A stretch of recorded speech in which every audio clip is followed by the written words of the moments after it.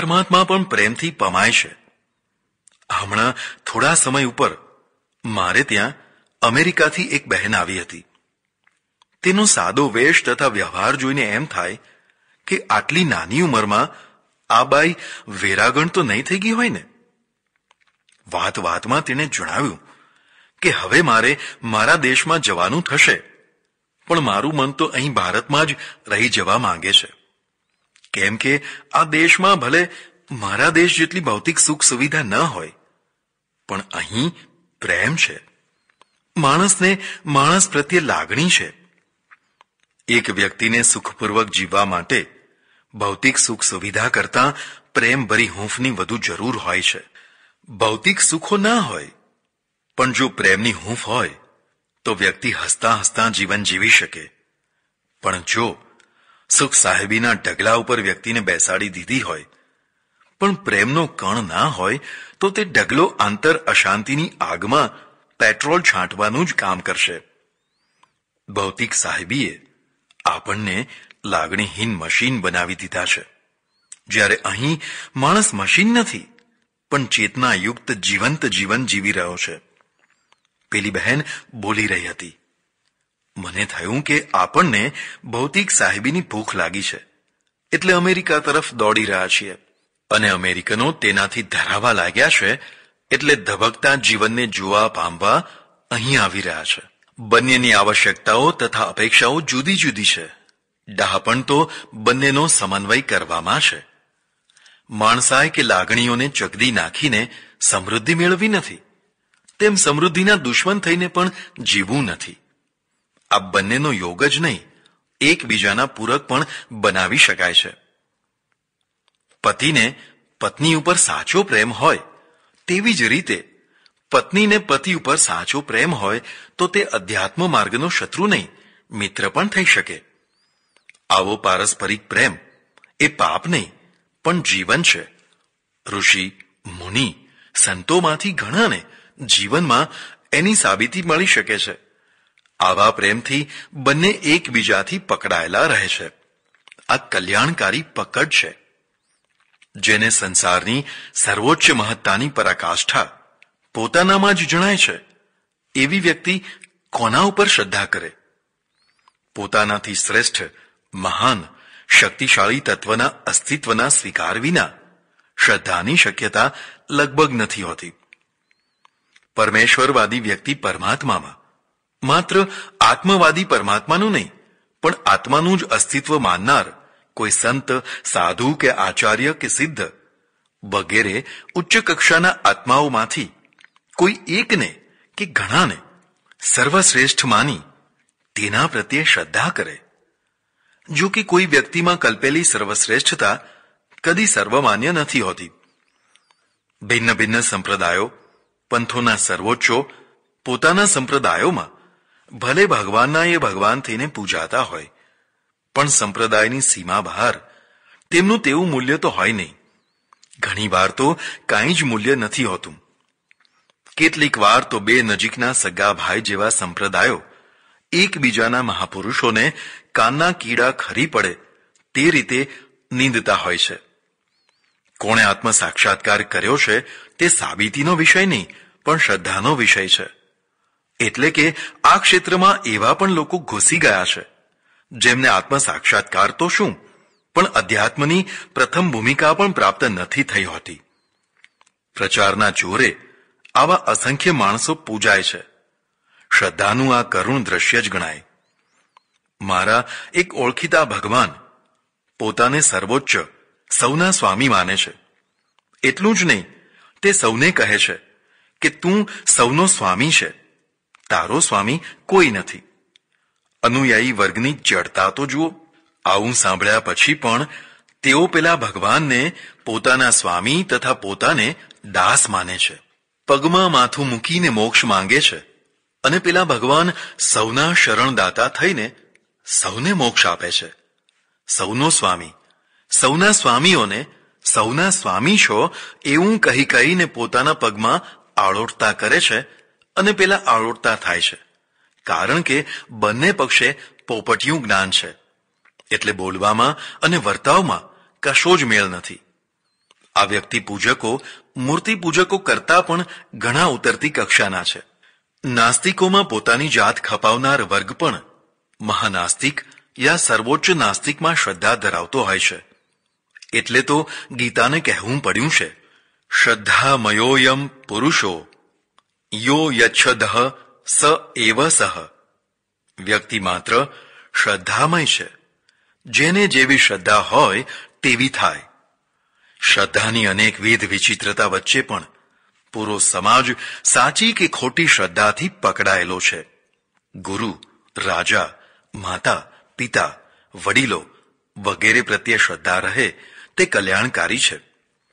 સંપૂર્ણ ધાર્મિક તથા આધ્યાત્મિક ક્ષેત્ર શ્રદ્ધાના પાયા પર જ ઊભું છે. જો શ્રદ્ધા ના હોય તો બધા એકડા વિનાના મીંડા જેવા પરિણામ આપે. સંસારની સૌથી વધુ સમૃદ્ધ તથા સુખી વ્યક્તિ તે છે જે આ 5 પકડોની સિદ્ધિ ભોગવી રહે છે. અર્થાત જેની પાસે ભય શક્તિ, સ્વાર્થ શક્તિ, કરુણા શક્તિ, પ્રેમ શક્તિ તથા શ્રદ્ધા શક્તિ હોય તે વ્યક્તિ જરૂર શક્તિશાળી હોય જ. આવી વ્યક્તિ હજારો માણસો ઉપર પકડ રાખી શકતી હોય છે અને મહાન કાર્યો કરી શકતી હોય છે. વ્યક્તિ કરતા ધર્મશાસ્ત્રોની પકડ વિશ્વ ઉપર પ્રબળ રહી છે. જો કે વિજ્ઞાન તથા પ્રચાર તંત્રના વિસ્તારને કારણે દિન પ્રતિદિન તેની પ્રબળતા ઘટતી રહી છે. ભૂતકાળમાં ધર્મશાસ્ત્રોની પકડ હંમેશા સારા અર્થમાં જ રહી હતી અને અત્યારે તેની ઢીલાશ ખોટા અર્થમાં જ થઈ રહી છે તેવું નથી. ભૂતકાળમાં ધર્મશાસ્ત્ર તથા તેના વ્યાખ્યાતાઓની પ્રબળ પકડના કારણે હજારો ગેલેલિયો તથા બ્રુનો જેવા વૈજ્ઞાનિકોને બળવું પડ્યું હતું. ભારતમાં સતી પ્રથા, દેવદાસી પ્રથા, મોક્ષ માટે કાશી કરવતો જેવી ક્રૂર યાતના, બલિ પ્રથા વગેરે અસંખ્ય અનર્થો થયા હતા. આજે પણ કેટલાય અનર્થો થતા હશે. વિશ્વભરમાં ધર્મશાસ્ત્રો તથા ધર્મગુરુઓની પકડ છે તેની ના કહી શકાય તેમ નથી. આ પકડથી લોકહિત જ થાય છે તેમ કહી શકાય તેમ નથી. આ પકડથી અર્થ તથા અનર્થ બંને થાય છે તથા થઈ રહ્યા છે. ધર્મશાસ્ત્ર તથા તેનો વ્યાખ્યાતા જો ધર્મજનુની, એકાંગી, સ્વાર્થી, નીચ પ્રકૃતિનો જ હોય ત્યારે મહા અનર્થો થાય છે. જ્યારે ધર્મશાસ્ત્ર અને તેનો વ્યાખ્યાતા ધર્મપ્રેમી, સર્વાંગી દ્રષ્ટિવાળો, નિસ્વાર્થી, દેશકાળ તથા પરિસ્થિતિને સમજનાર સાત્વિક પ્રકૃતિનો હોય છે ત્યારે તેની પકડ લોકહિતકારી થતી હોય છે. તલવારથી અત્યાચાર પણ થાય છે તથા અત્યાચારને રોકી પણ શકાય છે. આવી જ રીતે ધર્મશાસ્ત્રોથી એટલે કે તેની પકડથી લોકોને પરસ્પરમાં ઘૃણા કરાવીને લડાવી પણ શકાય છે તથા તે જ ધર્મશાસ્ત્રો દ્વારા સૌના મન નિર્મળ બનાવીને કલ્યાણ પણ કરી શકાય છે. વિશ્વમાં સારા ધર્મશાસ્ત્રોનો દુકાળ નથી. દુકાળ છે તો સમદ્રષ્ટિ તથા સર્વહિત દ્રષ્ટિ રાખનારા વ્યાખ્યાતાઓનો છે. આવા વ્યાખ્યાતા જ્યારે જ્યારે પણ જે જે ધર્મમાં થયા છે તેમણે ધર્મગાદી દીપાવી છે તથા લાખોને ખરેખર જ ધર્મલાભ કરાવ્યો છે. બીજી વાત પણ ધ્યાનમાં રાખવા જેવી છે. ધર્મશાસ્ત્ર વિના ધર્મની કલ્પના અસંભવ નહીં તો કઠિન તો છે જ. લગભગ બધા જ ધર્મો શરૂઆતમાં ધર્મશાસ્ત્ર વિનાના હોય છે. પછી પ્રસ્થાપક વ્યક્તિ અથવા સમૂહની વાણીનું સંકલન કરીને શાસ્ત્ર બનાવાતું હોય છે. સમયના પ્રવાહમાં ખૂટતી આવશ્યકતાઓ તેમાં ઉમેરાતી હોય છે.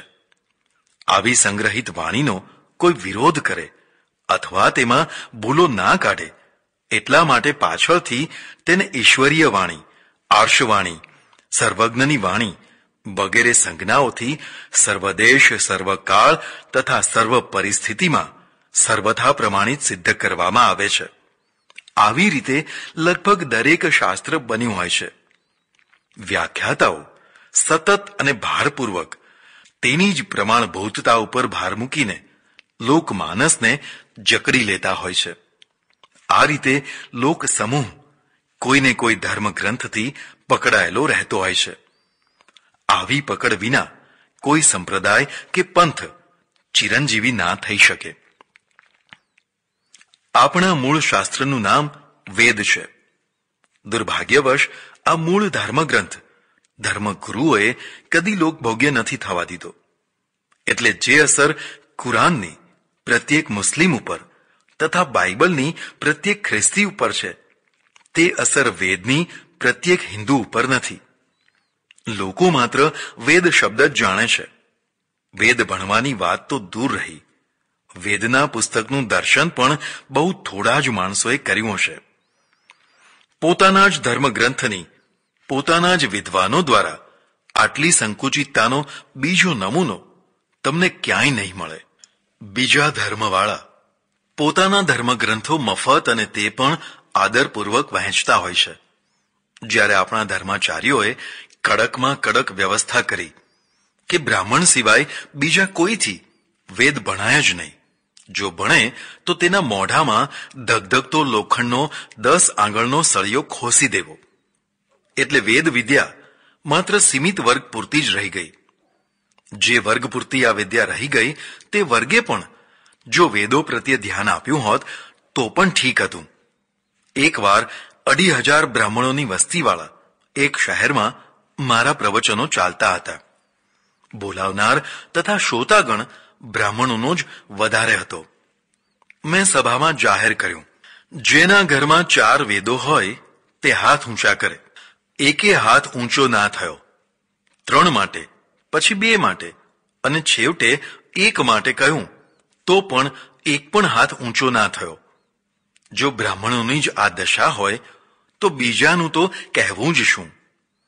મારા જાણવા પ્રમાણે જર્મનીના મેક્સ મુલરે ઘણું તપ કરીને ભારત તથા બહારથી વેદોની જુદી જુદી હસ્તપ્રતો એકત્રિત કરીને વેદોનું સસ્વર મુદ્રણ કરાવ્યું.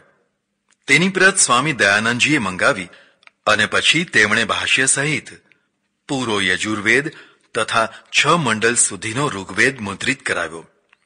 કદાચ ભારતના ધર્મગુરુઓની પરંપરામાં આ જ પ્રથમ ધર્મગુરુ હતા જેમણે વેદ ભણવા ભણાવવાનો સૌને સમાન અધિકાર છે તેવું જાહેર કર્યું. આર્ય સમાજે અનેકવાર 4 વેદોનું મુદ્રણ કરીને સસ્તા ભાવે લોકો સુધી પહોંચતો કરવાનું સ્તુત્ય કાર્ય કર્યું. આટલી પ્રવૃત્તિ આર્ય સમાજ તરફથી ભલે થઈ, પણ હિન્દુ ધર્મના માંધાતાઓએ આમાંનું કશું કર્યું જણાયું નથી. ઉલટાનું તેઓ આજે પણ માને છે કે વેદ વિદ્યા તો બ્રાહ્મણો માટે જ છે. આર્ય સમાજ તથા બીજા સુધારકો સૌને સરખા માનીને સત્યાનાશ કરી રહ્યા છે. આવા ધર્મગુરુઓ દ્વારા જ વેદની દુર્દશા ભૂતકાળમાં થઈ હતી તથા અત્યારે પણ થઈ રહી છે. આથી વધારે વિડંબના શી હોય કે પ્રત્યેક ધર્મના ધર્મગુરુઓ પોતપોતાના ધર્મશાસ્ત્રોનો બહોળો પ્રચાર કરવા તન મન ધનથી જહેમત કરી રહ્યા છે, ત્યારે આપણા ધર્મગુરુઓ તેથી ઉલટું કરી રહ્યા છે. તેઓ તન મન ધનથી વેદના પ્રચારને રોકી રહ્યા છે. એક વર્ણ પૂરતો જ સીમિત કરી રહ્યા છે. આ વેદોની તો સીધી પકડ પ્રજા ઉપર ના રહી શકી, કારણ કે તેને પ્રજા માટે સર્વસુલભ ના થવા દેવાયા. પણ તેની 5 આંગળીઓ સમાન 5 શાસ્ત્રોની પકડ લોકો ઉપર સારી એવી રહી. આ 5 શાસ્ત્રોના નામ છે ઉપનિષદ, મહાભારત, ભાગવત, ગીતા, રામાયણ. આ 5 ગ્રંથોને વેદોની 5 આંગળીઓ કહી શકાય. તેમના વિશે બહુ જ સંક્ષેપમાં થોડો વિચાર કરીશું. પ્રત્યેક સમાજમાં આવતી પ્રજાના જુદા જુદા સ્તર હોય છે. તેમાં બહુ અલ્પ સંખ્યાવાળો પણ શક્તિશાળી વર્ગ બુદ્ધિમાનોનો હોય છે. આ વર્ગ બુદ્ધિજીવી, જિજ્ઞાસુ વૃત્તિવાળો હોય છે. શરીરમાં જે સ્થાન કરોડરજ્જુનું છે તે જ સ્થાન પ્રત્યેક પ્રજામાં બુદ્ધિજીવી જ્ઞાની વર્ગનું હોય છે. શરીરમાંથી કરોડરજ્જુ કાઢી નાખો તો શરીર ડગલો થઈ જાય. તેમ સમાજમાંથી જો બુદ્ધિજીવી કે જ્ઞાની વર્ગને બાદ કરવામાં આવે તો બાકીનો સમાજ શક્તિહીન ડગલો થઈ જાય. જે સમાજમાં આવો બુદ્ધિશાળી વર્ગ અસમાધાનમાં અટવાતો હોય છે તે સમાજ પોતાના જ દ્વારા છિન્ન ભિન્ન થવા લાગતો હોય છે. બાકીનું ટોળું તો ગાડરિયું ટોળું છે. તેમની વિપુલ સંખ્યા હોવા છતાં પણ તે નિર્ણાયક ભૂમિકા નથી ભજવી શકતું. હિન્દુ ધર્મના અસંખ્ય દુર્ભાગ્યોમાં કેટલાક બહુ મોટા સદભાગ્યો પણ તેને પ્રાપ્ત છે. એક તો હિન્દુ ધર્મે તાર્કિકતાનો સ્વીકાર કર્યો છે. વ્યક્તિની બુદ્ધિ ઉપર સીલ નથી માર્યું. વિચાર, ચિંતન, મનન, યુક્તિ, પ્રયુક્તિ, વાદ, જિજ્ઞાસા આ બધા તત્વોનો સ્વીકાર હોવાથી બૌદ્ધિક ગુંગળામણને બહુ સ્થાન રહ્યું નથી. ઉપનિષદો એવા ગ્રંથો છે કે જે ચિંતન મનનની પરાકાષ્ઠામાંથી પ્રસ્ફુરિત થયેલા છે. જિજ્ઞાસુ વર્ગ માટે તો તે અમૃતની ખાણ બરાબર છે. જેણે ઘણી સાધનાઓ કરી હોય, ઘણું વાંચન કે મનન કર્યું હોય, છતાં સમાધાન ના થઈ શકતું હોય, શાંતિ ના મળતી હોય, તેવી જિજ્ઞાસુ વ્યક્તિઓએ તો ઉપનિષદનું અધ્યયન અવશ્ય કરવું જોઈએ. જર્મનીનો શોફનહાવર, અમેરિકાનો થોરો અને બીજા કેટલાય વિદ્વાનોએ મુક્ત કંઠે આ ગ્રંથોની પ્રશંસા કરી છે. એકે તો કહ્યું છે કે અત્યાર સુધી અમે ઘુવડોની રાત્રિમાં જીવતા રહ્યા. ઉપનિષદોના પ્રકાશે અમને ભાન કરાવ્યું કે સાચો પ્રકાશ શું છે. મારો અનુભવ સંભળાવું. એકવાર વિદેશથી દેશ આવવા માટે હવાઈ મથકે બેઠો હતો. વિદાય કરવા આવનાર બધા વિદાય થઈ ચૂક્યા હતા. અમે એક જ વિમાનમાં યાત્રા કરનારા 150 થી 200 યાત્રાળુઓ વિમાનની રાહ જોઈને બેઠા હતા. ત્યાં સૂચના આવી કે વિમાન 8 કલાક મોડું ઉપડવાનું છે. જ્યાંથી વિમાન આવીને ઉપડવાનું હતું ત્યાંથી તે આવ્યું જ ન હતું. અમે બધા ચિંતામાં પડી ગયા. એક તો મોડા પહોંચવાની ચિંતા, બીજી આ 8 કલાક કાઢવા કેવી રીતે. હું વિશાળ ખંડના દૂરના એક ખૂણાની સીટ ઉપર એકલો બેઠો હતો. થોડીવાર પછી એક યુરોપિયન મારી પાસે આવી બહુ જ વિનમ્રતાથી પૂછવા લાગ્યા, તમારી પાસેની સીટ ઉપર હું બેસી શકું? મેં હા પાડી અને મનોમન કહેવા લાગ્યો કે ભાઈ, અમારે ત્યાં તો આવો વિવેક કોઈ બતાવતું નથી. ઉલટાનું બેસનાર એવી રીતે બેસે કે તેનું અડધું શરીર બીજાના શરીર ઉપર જ હોય. પેલા ભાઈએ શાંતિ તથા વિનયથી ફરી પૂછ્યું, વિમાન બહુ જ મોડું થયું છે. જો તમને વાંધો ના હોય તો આપણે ઉપનિષદ ઉપર કંઈક ચર્ચા કરીએ. તેમની ઉપનિષદ ચર્ચાની વાત સાંભળીને હું ચમક્યો. એક અંગ્રેજ ઉપનિષદો ઉપર ચર્ચા કરવાની ઈચ્છા રાખે એ આનંદાશ્ચર્ય જ હતું. પછી તો તેણે ખાસી જાડી ફાઇલ કાઢી, લગભગ 1000 પાનાવાળી. એ પૂરી ફાઇલ ઉપનિષદોના ચિંતન મનનના ટાંચણથી ભરાયેલી હતી. અમારી ચર્ચા સાંભળવા બીજા પણ ઘણા ભાઈઓ આવી પહોંચ્યા. મને થયું કે જે પ્રશ્નો મને નથી ઉઠ્યા તે પ્રશ્નો આ વ્યક્તિને થયા છે. ઉપનિષદો ઉપરનું ગહન ચિંતન મનન જોઈને મને ખૂબ જ નવાઈ લાગી. મારી જિજ્ઞાસાના સમાધાનમાં તેણે જણાવ્યું કે હું જંગલ ખાતાનો ઓફિસર હતો. એકવાર એક સ્વામીજી જંગલમાં ફરવા આવ્યા. તેમની સાથે 3 દિવસ રહેવાનું થયું. તેમના સંપર્કે મને ઉપનિષદોમાં રસ લેતો કરી દીધો. મેં 2 વાર ભારત યાત્રા કરી. આ 3જી વાર જઈ રહ્યો છું. જેમ જેમ હું ઉપનિષદોમાં ડૂબકી લગાવું છું તેમ તેમ મને શાંતિ, ચેતના તથા જ્ઞાનના અગાધ રાશિ મળ્યા કરે છે. મારો વિચાર છે કે આ ઉપનિષદોને પશ્ચિમના લોકો સમક્ષ રજૂ કરું. તેની વાતથી અમે સૌ પ્રભાવિત થઈ ગયા હતા. એક વિદેશી તથા વિધર્મી વ્યક્તિ ઉપનિષદોને માટે કેટલી ભાવના ધરાવે છે, જ્યારે બીજી તરફ આપણા ઘણા ભાઈઓને તો ખબર પણ નહીં હોય કે ઉપનિષદો શું છે અને કેટલા છે. ફરી પાછું કહી દઉં, આ શાસ્ત્રો લોકો સુધી નહીં પહોંચાડવામાં સંકીર્ણ અધિકારવાદ મુખ્ય કારણ રહ્યું છે. પ્રસંગ છે એટલે ઉપનિષદો સંબંધી બીજી વાત કહી દઉં. ઉપનિષદોને ભારતના સીમાડા બહાર મોકલનાર પ્રથમ વ્યક્તિ કોણ હતી તે કદાચ તમે નહીં જાણતા હો. ભારત બહાર આ પ્રકાશ જ્યોતિનો પ્રથમ પ્રચાર કરનાર કોઈ સંન્યાસી કે કોઈ બ્રાહ્મણ ન હતો. અમે તો કૂપમંડુકોની જમાત વધારવામાં જ શૂરા રહ્યા છીએ. જે લોકો પોતાના દેશમાં જ પોતાના સ્વધર્મીઓથી અભડાઈ જતા હોય તે શું પ્રચાર કરવાના હતા? તમને જાણીને કદાચ નવાઈ લાગશે કે ઉપનિષદોનો ભારત બહાર પ્રથમ પ્રચાર કરનાર એક મુસલમાન હતો. શાહજહાંના 4 પુત્રોમાંનો એક પુત્ર દારા હતો. ફારસીનો આ પ્રકાંડ વિદ્વાન સંસ્કૃતનો પણ વિદ્વાન હતો. તેણે ઉપનિષદોના તત્વજ્ઞાનથી પ્રભાવિત થઈને તેનો ફારસીમાં અનુવાદ કર્યો. આ ફારસી અનુવાદ ભારત બહાર ઈરાન ગયો. ત્યાંથી જુદી જુદી ભાષામાં અનુવાદિત થતાં થતાં તે વિશ્વભરમાં ફેલાયો. ઈરાનમાંથી જ ઉદારમતવાદી સૂફીમત નીકળ્યો. તેના ઉપર ઉપનિષદોની ઉદારતાની છાપ કલ્પી શકાય છે. આપણા શાસ્ત્રોમાં જ્ઞાન વિજ્ઞાનથી ભરપૂર આ આધ્યાત્મિક ગ્રંથો સૌ કોઈએ વાંચવા કે સમજવા જેવા છે.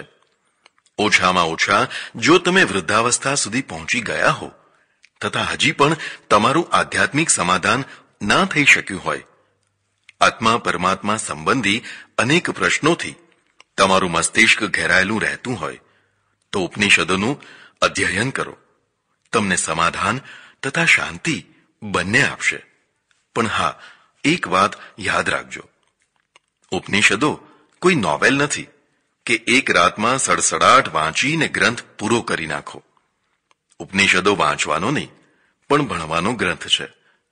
કોઈ યોગ્ય વ્યક્તિ પાસે શ્રદ્ધા ભક્તિથી બેસીને થોડા થોડા મંત્રોનું અધ્યયન કરવામાં આવે તો જ તેમાં રસ પડે, તો જ તેનું જ્ઞાન પચે. નહીં તો કંટાળો જ આવે. કદાચ તેમાં ચાંચ જ ન ડૂબે. તેમાં પણ છાંદોગ્ય કે બૃહદારણ્યક ઉપનિષદોમાં તો ભલભલા વિદ્વાનોની બુદ્ધિ ચકરાઈ જાય છે. સાધારણ વ્યક્તિની તો વાત જ શું કરવી. આ ઉપનિષદો રૂપી હાથના પંજાનો અંગૂઠો સમાજના બુદ્ધિશાળી વર્ગને પકડવામાં મહત્વનો ભાગ ભજવે છે. એટલે શાસ્ત્રીય પકડમાં તેનું પ્રથમ તથા મહત્વનું સ્થાન છે. વેદની બીજી આંગળી મહાભારત છે.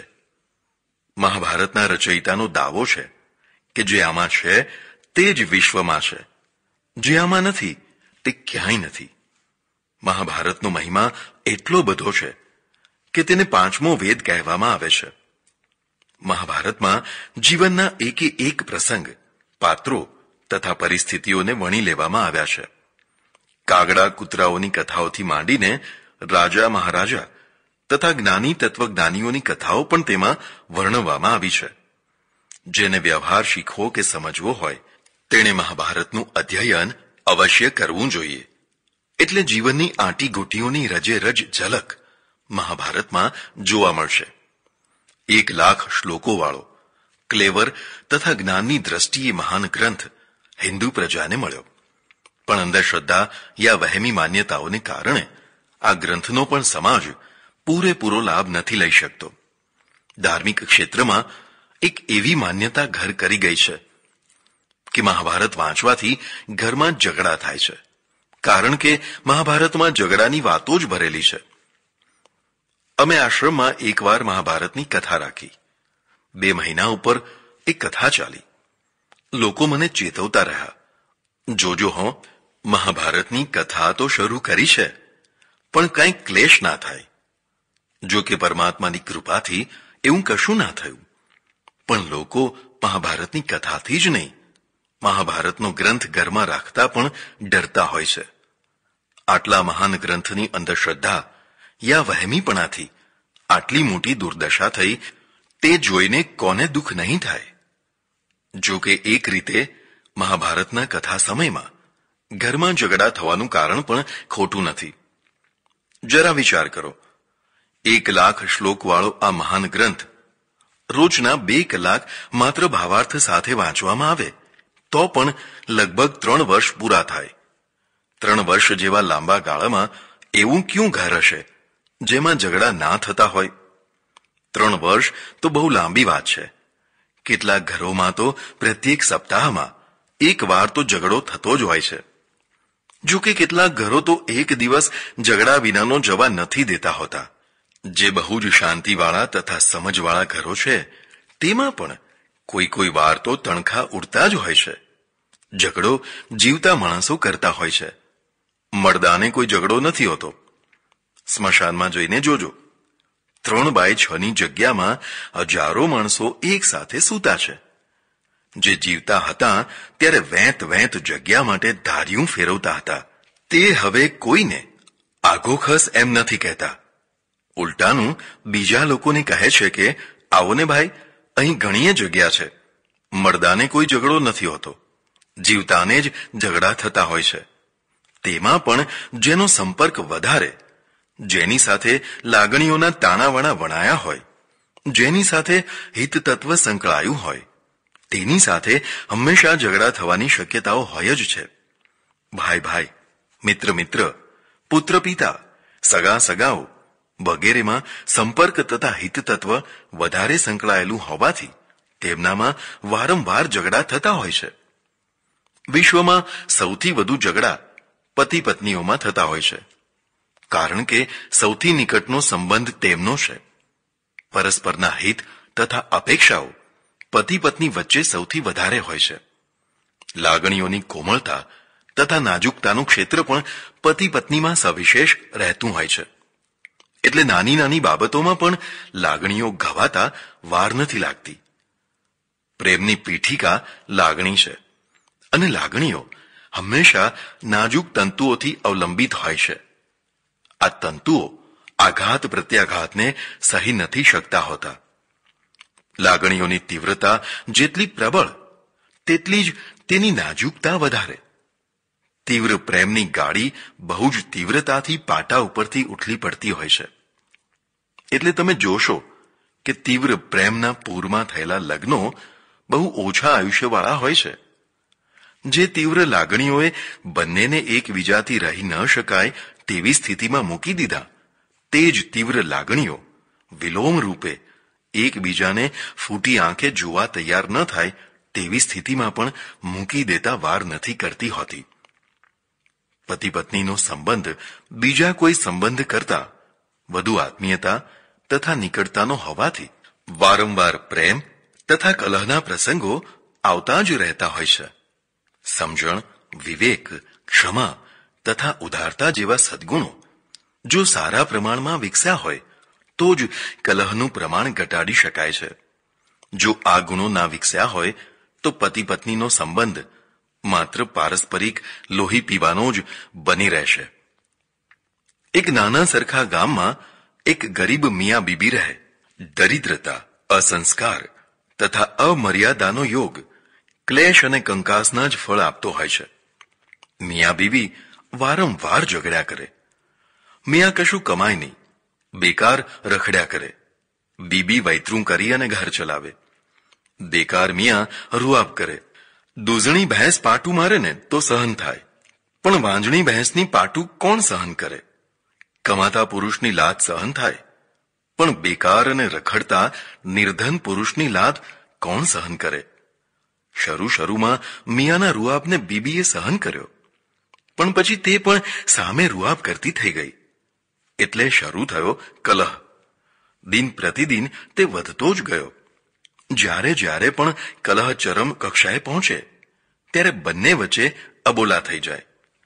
બંને સોગન ખાધા હોય કે હવે જો તમારી સાથે બોલું તો પેલો જાડું લગાવનાર મારો બાપ થાય. ખબર નહીં કેટલી વાર આવા સોગંદ ખાધા તથા કેટલી વાર તોડ્યા. કુદરતે સ્ત્રી પુરુષ વચ્ચે કલ્પી ના શકાય તેવું આકર્ષણ મૂક્યું છે. તે દૂર દૂરથી ફેંકાયેલા માણસોને પણ નજીક ખેંચી લાવતું હોય છે. એકવાર બંને ભયંકર રીતે લડી પડેલા. અબોલા લઈને એકબીજાથી આંખ મેળવતા પણ બંધ થઈ ગયેલા. શિયાળાના દિવસો, કડકડતી ઠંડી. બીબી બિચારી ગમે ત્યાંથી લોકોના ખેતરોની વાડો ફંફોસીને બળતણ લાવી. તેનું તાપણું કરીને રાત્રે ટાઢ ઉડાડવા તેની પાસે બેઠેલી. મિયા પણ ટાઢના માર્યા અબોલા હોવા છતાં તાપણા પાસે આવીને બીબીની સામે તાપવા બેઠા. બંનેના મોઢા સામસામા હોવા છતાં કલહને કારણે બંને આડું જોઈને હાથ લાંબા કરી તાપ તાપી રહ્યા હતા. તેવામાં બીબીને કપડું ગંધાતું હોય તેવી વાસ આવી. તેણે તો તાપણી તરફ જોયું. મિયાનું નાડું તાપણીમાં પડેલું અને બળવા માંડેલું. આ જોઈને બીબી બહુ રાજી થયા. જેના પ્રત્યે દ્વેષ હોય તેને હાનિ થાય તો બહુ જ આનંદ આવે. પોતાના લાભ કરતા પણ શત્રુની હાનિનો આનંદ ઘણો વધારે હોય છે. બીબીને પણ આનંદ થયો. ભલે બળતું, મારે શું, એ જ દાવના છે. એવું માનીને તે ચૂપચાપ બેસી રહી. પણ થોડીક વારમાં તેનામાં રહેલી પત્ની સળવળી ઉઠી. ભલે ઝઘડો થયો હોય, પણ તેથી કાંઈ પત્ની મટી જતી નથી. તેનું પત્નીપણું ચૂપ ન રહી શક્યું. પણ અબોલા હોવાથી તમારું નાડું બળે છે એમ કહેવું પણ કઈ રીતે? નાડું તો બળતું બળતું આગળ વધી રહ્યું હતું. તરત જ તેને કિમિયો સૂજ્યો. તેણે આડું જોતા જોતા જ ગીત ગાવા માંડ્યું. આઈ જાણે મેરી બાઈ જાણે, ભાઈ કોકા નાડા જલતા હૈ. વારંવાર આ એક જ લીટીનું ગીત સાંભળીને મિયાને થયું કે આ નવું ગીત વળી ઘરમાં ક્યારે આવ્યું. જુએ તો તેનું પોતાનું જ નાડું બળી રહ્યું હતું.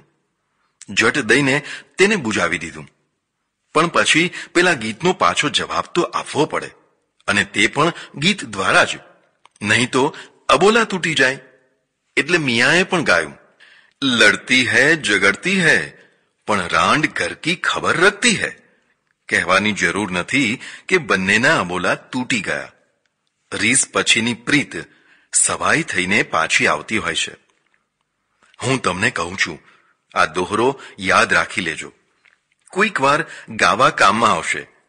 કોણે કયો ભાગ યાદ રાખવો તે તો કહેવાની જરૂર નથી. મહાભારત કલહ કરતા નથી શીખવાડતું, પણ કલહ થયો હોય તો તેમાંથી સુમેળ તથા શાંતિ કેવી રીતે થાય તે શીખવાડે છે. જીવન છે એટલે કલહ અને ઝઘડા તો થવાના, પણ તેને કેવી રીતે શાંત કરી શકાય તે યુક્તિ પ્રયુક્તિ માર્ગ મહાભારત બતાવે છે. એટલે તેમાં શાંતિ પર્વ છે. તેમાં જ ગીતાનું જ્ઞાન છે. પણ આટલું મહાન શાસ્ત્ર વહેમના કારણે લોકોથી દૂર થઈ ગયું. યાદ રાખજો, શ્રદ્ધાથી ધર્મ પ્રગટે છે, જ્યારે અંધશ્રદ્ધાથી ભયની નિવૃત્તિ શક્ય નથી. દુર્ભાગ્યવશ ધાર્મિક ક્ષેત્રમાં શ્રદ્ધા કરતાં અંધશ્રદ્ધાનું પ્રમાણ ઘણું મોટું છે. એટલે સાચા ધર્મની જગ્યાએ વહેમોનું પ્રમાણ પણ મોટું છે. વેદની ત્રીજી આંગળીનું નામ શ્રીમદ ભાગવત છે. એવું કહેવાય છે કે મહર્ષિ વ્યાસની આ અંતિમ રચના છે. ઘણું વિશાળ સાહિત્ય રચ્યા પછી પણ સમર્થ વ્યાસને શાંતિ ના મળી. તેમનું મન ઉદ્વેગ તથા અશાંતિમાં ખિન્ન રહેવા લાગ્યું. તેમના કાંતિહીન ચહેરાને જોઈને નારદે પૂછ્યું, તમે દુઃખી જણાવ છો, શું કારણ છે? જેને ચહેરો વાંચતા આવડે તેને પુસ્તકો વાંચવાની જરૂર નથી. ચહેરા ઉપર ભાવલિપિમાં એટલું બધું લખાઈ જાય છે કે માત્ર ચહેરો જોઈને જ અંદરની સ્થિતિ જાણી શકાય. કોઈ શ્રીમંત વ્યક્તિનો ચહેરો જોજો. ગાદી ઉપર બેસાડી મૂકેલું જાણે ભાવહીન પૂતળું. માત્ર આંખો જ તક થયા કરતી હોય. ના હસે કે ના ખુલ્લા મનથી બોલે, અને કદાચ હસે તોય બનાવટી અને બોલે તોય બનાવટી. તેની પેઢીમાં કામ કરતા, લારી ધકેલતા, અડધી બીડીની વારા ફરતી ફૂંકો મારતા મજૂરોના ચહેરાને જોજો. તેમાં પૂતળું નહીં પણ ચેતના દેખાશે. આખો દિવસ કિલકિલાટ કરતા જશે અને કામ કરતા જશે. લક્ષ્મીના ઢગલાએ પેલા શેઠની સહજતા હરી લીધી છે. મેં એકવાર એક શેઠને કહ્યું, આમ આખો દિવસ પૂતળાની માફક ગુમસુમ શું બેસી રહો છો? જરા હસતા હો તો. એમણે જવાબ આપ્યો, શું કરીએ, શેઠ છીએ. શેઠથી હસાય નહીં, સૌમાં ભળાય નહીં. શેઠપણું સાચવવા અમારે હંમેશા ગંભીર મોઢે બેસવાનું તથા ચીપી ચીપીને બોલવાનું. અમારી મોટાઈ તથા બનાવટી ખાનદાનીનું ભૂત અમોને સહજતાથી બનાવટ તરફ ધકેલ્યા જ કરે છે. સાચી વાત છે, કોઈ પણ પ્રકારની મોટાઈનું ભૂત વ્યક્તિને વળગે એટલે તેમાં દંભ, આડંબર તથા મિથ્યાચાર આવવાના જ. બાલ સહજ સ્થિતિ રહે તો જીવન સહજતા માણી શકે. નારદે વ્યાસજીના ઉતરેલા ચહેરાને જોઈ પ્રશ્ન પૂછ્યો. વ્યાસજીએ જોયું કે અહીં હૃદય ખોલવા જેવું છે. બે જગ્યાઓ અત્યંત દુર્લભ ગણાય છે. એક હૃદય મૂકવાની અને બીજી હૃદય ખોલવાની. આ બંને જગ્યાઓ જેને મળી હોય તેના દુઃખ હળવા થઈ જશે. તેને ઓથ તથા હળવાશનો અનુભવ થશે. પણ આ બેમાંથી એક પણ જગ્યા ના મળી હોય તે ગમે તેટલી સમર્થ વ્યક્તિ હશે તો પણ જીવન સંગ્રામમાં બહુ વહેલો થાકી જશે. મેક્સિકોના એક ભવ્ય અને વિશાળ ચર્ચમાં હું ફરી રહ્યો હતો. એક તરફ એક એવું બૂથ હતું જેમાં માત્ર એક જ વ્યક્તિ બેસી શકે. તેમાં એક પાદરી બેઠા હતા. ઝીણી તારની જાળીવાળી એક નાની સરખી બારીમાંથી તે બહારની તરફ ઘૂંટણીએ બેસીને પોતાના પાપોનો એકરાર કરતી એક સ્ત્રીના પાપો સાંભળી રહ્યા હતા. એને આશ્વાસન અને પ્રાયશ્ચિત આપી રહ્યા હતા. બંને વચ્ચેની વાતચીત એટલી બધી ધીમી હતી કે માત્ર અસ્પષ્ટ શબ્દધ્વનિ સંભળાતો હતો. મેં જોયું કે પેલી સ્ત્રીના શબ્દોમાં જ નહીં, રોમે રોમ પશ્ચાતાપનો પ્રકાશ વહી રહ્યો હતો. તેણે જે કાંઈ કહેવાનું હતું તે બધું સંપૂર્ણપણે કહી દીધું. પેલા સંતે પણ ગંભીરતાથી બધું સાંભળીને તેને આશ્વાસન આપ્યું, નવા જીવન માટે હિંમત આપી. દૂર રહ્યા મેં જોયું કે પેલી સ્ત્રીના હૃદય ઉપરથી જાણે લાખો મણની શિલા ખસી ગઈ હોય અને હળવાશનો જે અનુભવ થાય તે તેને થઈ રહ્યો હતો. હવે આજે ઘસઘસાટ ઊંઘ આવવાની, કારણ કે આજે તેને હૃદય ખોલવાની જગ્યા મળી. જે પાપ વર્ષોથી અંદર પડ્યું પડ્યું ચટકા ભરી રહ્યું હતું તે નીકળી ગયું હતું. શાંતિ થઈ, નવું જીવન મળ્યું. પણ એટલું યાદ રાખજો, ખોટી જગ્યાએ હૃદય મૂકીને તથા ખોલીને વ્યક્તિ ઉપાધિઓ જ વધારતી હોય છે. વ્યાસજીને ખરી જગ્યા મળી. તેમણે હૃદયનું પૂરું દ્વાર ખોલી નાખ્યું. ભાઈ નારદ, લોકો મને ભગવાન વ્યાસ કહે છે, કોઈ મહર્ષિ કહે છે. મારી પ્રસિદ્ધિની સીમા નથી. મારા ઉપદેશ તથા સાહિત્ય એટલા વિશાળ તથા ભવ્ય છે કે ચારે તરફ મારો જય જયકાર થઈ રહ્યો છે. પણ નારદ, સાચું કહું છું કે શાંતિ પર્વ રચનારો અને બ્રહ્મસૂત્રમાં તત્વજ્ઞાનની ઝીણામાં ઝીણી મીમાંસા કરનારો હું અશાંતિની આગમાં બળી રહ્યો છું. ઘણીવાર આવું થતું હોય છે કે બહાર ભવ્યતાની પ્રતિભાવાળી વ્યક્તિ અંદરથી અભવ્ય હોય છે. હજારોની સભાઓમાં સત્સંગને વહેવડાવનાર તે જ ગંગાને પોતાના આંગણે નથી લઈ જઈ શક્યો હતો. વ્યાસે હૃદય ખોલ્યું, યોગ્ય જગ્યાએ ખોલ્યું, એટલે ઉપાય મળ્યો. નારદે કહ્યું, વ્યાસજી, અત્યાર સુધી તમે જ્ઞાન તો બહુ જ કથ્યું છે, પણ કોરા જ્ઞાનથી કદી શાંતિ નથી મળતી. જો શાંતિ જોઈતી હોય તો ભગવાનના સગુણ સાકાર રૂપની પ્રેમ લક્ષણા ભક્તિ કરો. આવી ભક્તિ વધારનાર ગ્રંથની રચના કરો, તમને સાચી શાંતિ મળશે. વ્યાસજીને વાત ગળે ઉતરી ગઈ.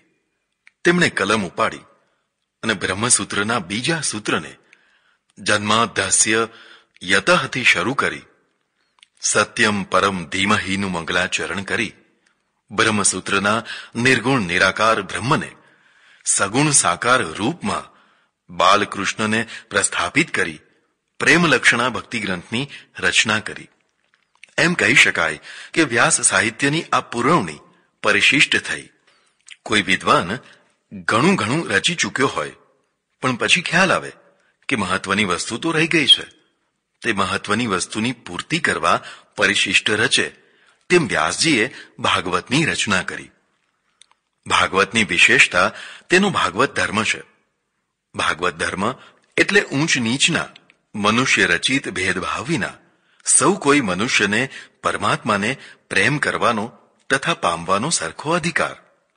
અટપટા કર્મકાંડો, હવનો, યજ્ઞો વગેરેની માથાકૂટમાં પડ્યા વિના તથા બ્રાહ્મણ કે શૂદ્રના ભેદ કર્યા વિના હૃદયના શુદ્ધ ભાવથી શ્રી કૃષ્ણ સંકીર્તન કરવું, પ્રભુ માટે હસવું, રડવું સર્વસ્વ પરમાત્માનું છે તેમ સમજી પ્રભુના ચરણ કિંકર થઈને અતિ નમ્ર તથા દીન ભાવે તેની ભક્તિ કરતા રહેવું. પ્રભુ ભક્તોના પણ ભક્ત થઈને રહેવું. ભાગવત ધર્મ સકારાત્મક ધર્મ છે. તેમાં નિષેધ તત્વ ઓછું છે.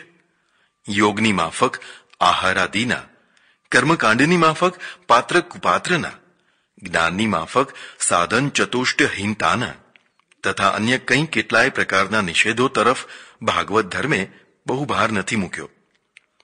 આપણે પરમાત્માના છીએ, દોષિત છીએ. દોષોની સ્વીકૃતિ સાથે પ્રભુ પાસે જવું છે. પરમાત્માને માત્ર હૃદયથી જ પામવાના છે. એટલે હૃદયની નિર્મળતા એ જ મુખ્ય સાધના છે. હૃદયની શુદ્ધિ વિના કરોડો યજ્ઞો પણ ધૂળ છે. વ્રજની ગોપી નથી યોગ કરતી, નથી બ્રહ્મસૂત્રની શંકા કુશંકાઓની માથાકૂટમાં પડતી. તે તો માત્ર એક જ યોગ જાણે છે. તેનું નામ છે પ્રેમ યોગ. તેમણે પોતાનું સર્વસ્વ પરમાત્માને સોંપ્યું છે અને પરમાત્માને માટે જ જીવી રહી છે.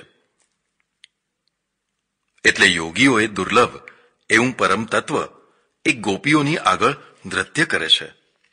મહી માખણ માટે પાછળ પાછળ ફરે છે. ભાગવત ધર્મનો પ્રભાવ એટલો મોટો રહ્યો છે કે બંગાળમાં કેટલાક મુસ્લિમ ભક્તો પણ કૃષ્ણ કીર્તનમાં તલ્લીન થયેલા. રસખાન વગેરે ભાગવત ધર્મના જ અનુયાયી હતા. આજે હરે કૃષ્ણ મુવમેન્ટ દ્વારા હજારો અમેરિકનો આ ધર્મમાં દીક્ષિત થઈને આત્મકલ્યાણ કરી રહ્યા છે. શ્રીમદ ભાગવતની ઉત્થાનિકા 7 જ દિવસમાં મૃત્યુ પામનાર એક મુમૂર્ષુ રાજવીના આત્મકલ્યાણ માટે પરમ સંત શુકદેવજી દ્વારા કરવામાં આવી છે. એક મુમૂર્ષુ વ્યક્તિને મૃત્યુ સુધારવા જે મનોભૂમિકા પ્રાપ્ત કરવાની હોય તે બધી ભૂમિકાઓથી ભાગવત વિભૂષિત છે. વિદ્વાનોએ ભાગવતને રસાયણ પણ કહ્યું છે. જો પથ્ય તથા સમજપૂર્વક સેવન કરાય તો બેડો પાર, નહીં તો રોમે રોમ ફૂટી નીકળે. ભાગવતની યોગ ભાષામાં આલેખાયેલી કૃષ્ણ લીલાના હાર્દને સમજ્યા વિના કેટલાય સંપ્રદાયના ધર્મગુરુઓએ પોતે જ કૃષ્ણ હોવાનો દંભ કર્યો હતો. એટલેથી જ વાત અટકી હોત તો બહુ વાંધો ના આવત. પણ તેમણે સાથે સાથે યજમાન પત્નીઓને રાધા તથા ગોપીઓ બનાવવા સક્રિય પ્રથાઓ ચલાવી હતી. આજે પણ ઓછા વત્તા અંશે આ વિકૃતિ ચાલતી જ હશે. જે ધર્મસ્થાનો ધર્મ પ્રાપ્તિના કેન્દ્ર ગણાય તે જ સ્થાનો ધર્મભ્રષ્ટ સ્થાનોના કેન્દ્ર બની જાય તો તેવા કેન્દ્રોને નિભાવવા કે ચલાવવા તેથી વધારે હાનિ શી હોય? પણ તમે જોજો, આવા ભ્રષ્ટ સ્થાનોમાં રોજ 32 પકવાનો પીરસાતા હોય છે, જ્યારે કોઈ સાચું સ્થાન તો માત્ર બંટી બાવટાથી ચાલતું હશે. ભાગવતને રસાયણ કહેવાનું આ જ કારણ છે કે પ્રેમને મોહમાં રૂપાંતરિત થતા વાર નથી લાગતી. મોહને પ્રેમમાં રૂપાંતરિત કરવા વર્ષોની સાધનાની જરૂર પડતી હોય છે, જ્યારે પ્રેમને મોહમાં પટકાતા એક ક્ષણ પણ વધારે છે. સમાજમાં કેટલાક લાગણી પ્રધાન માણસો હોય છે. લાગણીઓની મહાશક્તિ જો સંસાર તરફ ડળે તો જીવ વધુ ને વધુ બંધાતો જાય. પણ જો આ જ શક્તિ પરમાત્મા તરફ ટળે તો જીવનું કલ્યાણ થતા વાર ન લાગે. એટલે શ્રીમદ ભાગવત જીવની લાગણીઓને પરમાત્મા તરફ વાળવાનું કામ કરે છે. ચૈતન્ય, મીરા, નરસિંહ વગેરે અનેક ભક્તો ભાગવત ધર્મના પોષક તથા પ્રચારક હતા તેમ કહી શકાય. શ્રીમદ ભગવદ્ ગીતા કોઈ સ્વતંત્ર ગ્રંથ નથી. મહાભારતના ભીષ્મ પર્વમાં આવેલા 18 અધ્યાય કાળે કરીને ગીતાજીના સ્વતંત્ર ગ્રંથ રૂપે બહાર આવ્યા. ગીતાજી પ્રસિદ્ધ લોકોક્તિનો અપવાદ છે. એમ કહેવાય છે કે મોટા વડની નીચે કોઈ નાનું વૃક્ષ વિકસી ના શકે, કારણ વડની ભવ્યતા ઘેઘૂરતા જ પેલા વૃક્ષને વામન બનાવી દે. પણ ગીતા મહાભારત જેવા મહાન વટવૃક્ષની નીચે જ જન્મીને વટવૃક્ષ કરતા પણ વધુ વિશાળ બની છે. એમ કહી શકાય કે જો તમારામાં વ્યક્તિત્વ હોય તો તમે ગમે ત્યાં પણ ચમકી શકો છો. ગીતા તેનું પ્રત્યક્ષ પ્રમાણ છે. ગીતામાં શું છે તેની ચર્ચા અહીં નહીં કરીએ. તેના માટે તો સ્વતંત્ર ચર્ચા જ યોગ્ય ગણાય. અહીં માત્ર એટલું જ કહેવું છે કે ગીતામાં ઉપનિષદોનું તત્વજ્ઞાન, મહાભારતની વ્યાવહારિક કુશળતા, ભાગવતની પ્રેમ ભક્તિ તથા રામાયણની મર્યાદાની પૂરી યાત્રાઓનું યથોચિત મિશ્રણ થયું છે. પરિણામે ગીતા સ્વતંત્ર શાસ્ત્રમયી બની છે. જે ગ્રંથના માધ્યમથી આપણે ધર્મચર્ચા કરવાની છે તેનું નામ રામાયણ છે. રામાયણને પાંચમી આંગળી કહી શકાય.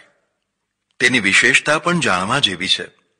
રામાયણ આપણને સમજાવે છે કે સારામાં સારી વસ્તુ પણ જો મર્યાદા વિનાની થઈ જાય તો અકલ્યાણકારી થઈ શકે છે. એટલે જ્ઞાન, પ્રેમ કે વ્યવહાર વગેરે બધું જ મર્યાદામાં, કવચમાં જ સુરક્ષિત રહી શકે. રામાયણની કથાનો પ્રારંભ કરતા પહેલા આટલી વિસ્તૃત ભૂમિકા એટલા માટે પ્રસ્તુત કરવામાં આવી છે કે એથી રામાયણનું મહત્વપૂર્ણ સ્થાન ખ્યાલમાં આવી શકે. રામાયણે સમાજને ધાર્મિક તથા સામાજિક રીતે પકડવામાં બહુ મોટો ભાગ ભજવ્યો છે. વેદની આ 5 આંગળીઓથી જ સમાજ પકડાય છે તેવું ના સમજી લેતા. આ સિવાય પણ ઘણા નાના મોટા ગ્રંથો છે, પણ મુખ્ય ગ્રંથ આ છે. ફરી એકવાર સ્પષ્ટ કરી દઉં, શાસ્ત્ર વિના ધર્મની કલ્પના ન કરી શકાય. પણ શાસ્ત્રની વ્યાખ્યા જો સર્વહિત સમભાવથી તથા પક્ષાપક્ષી વિના કરવામાં આવી હોય તો જ શાસ્ત્ર સમર્થ થઈ શકે. થોડા માણસો અથવા વર્ગના હિત માટે તથા બીજા વર્ગના અહિત માટે જ્યારે જ્યારે શાસ્ત્રનો ઉપયોગ કરાવનારા વ્યાખ્યાતા થયા છે તથા તેમની વ્યાખ્યા સફળ રહી છે, ત્યારે ત્યારે ધર્મ કલ્યાણકારી તત્વ વિનાનો ઘણીવાર તો જુલ્મી બન્યો છે. દુર્બલમાં દુર્બલ પ્રજા પણ લાંબો સમય જુલમ સહન ના કરી શકે. અન્યાય જ ક્રાંતિની આગ પ્રગટાવતો હોય છે. પછી એ આગમાં બુરાની સાથે સારું પણ બળીને ખાક થઈ જતું હોય છે. વેદના નામે પ્રાચીન કાળમાં પુરોહિતોએ યજ્ઞોમાં પશુઓ કાપવા માંડ્યા હતા. બુદ્ધે વિરોધ કર્યો તો એક જ પોપટીઓ જવાબ આપવા લાગ્યા. વેદમાં લખ્યું છે. વારંવારના આવા જવાબથી કંટાળીને બુદ્ધે કહ્યું કે આવું વેદમાં લખેલું ના જ હોવું જોઈએ. છતાં જો લખ્યું જ હોય તો તેવા વેદોની મારે જરાય જરૂર નથી. વેદના મૂઢ વ્યાખ્યાતાએ જ વેદનું અહિત કર્યું. બિભેત્યલ્પ શ્રુતાદ વેદો મામયમ પ્રહરેદિતિ. એટલે કે અલ્પશ્રુત અજ્ઞાનીથી વેદ ભયભીત થયો છે. ક્યાંક મારા અનર્થ કરીને મારો નાશ ના કરી બેસે આ નાડી. એટલે વેદશાસ્ત્રના વ્યાખ્યાતા વિવેક, વિચાર, સંભાવનાવાળા હોય તો જ પ્રસ્થાપના સારી રીતે કરી શકાય.